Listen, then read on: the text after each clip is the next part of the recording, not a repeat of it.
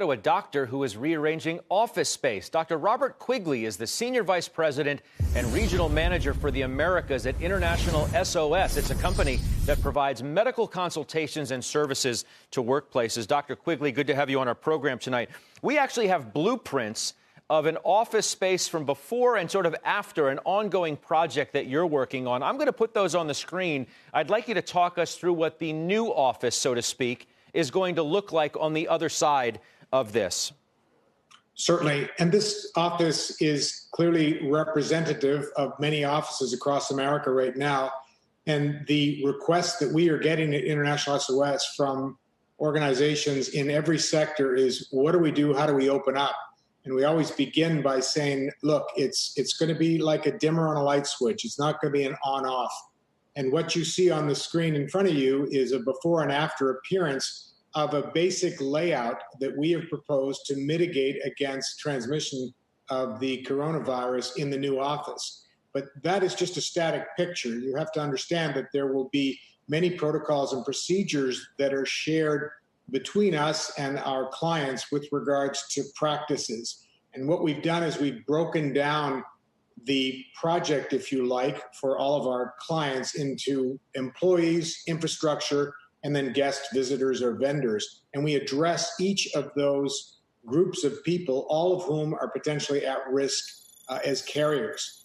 If you look at the screen in the after appearance, you can see how we encourage a single point of entry, represented by POE on the screen. And when one walks through that single point of entry, there's a screening station, which may or may not be manned by a healthcare professional, typically not.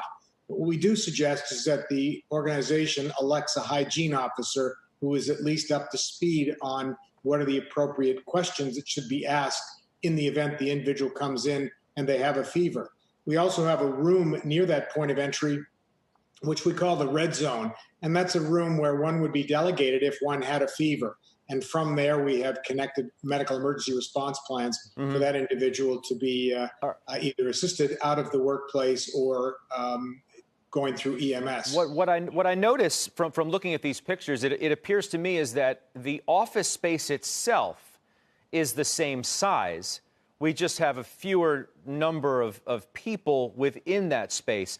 As we have been thinking about what the office itself would look like in the future and whether companies would actually be taking smaller footprints in a commercial building, this suggests otherwise. Well, it does and it doesn't. If you look at it closely, you can see that what we've done is we've tried to maintain that fundamental principle of the social distancing. So we've separated what might be a quadrangular desk arrangement down to a double. Or if you have a desk arrangement that are long tables and chairs, we alternate seats.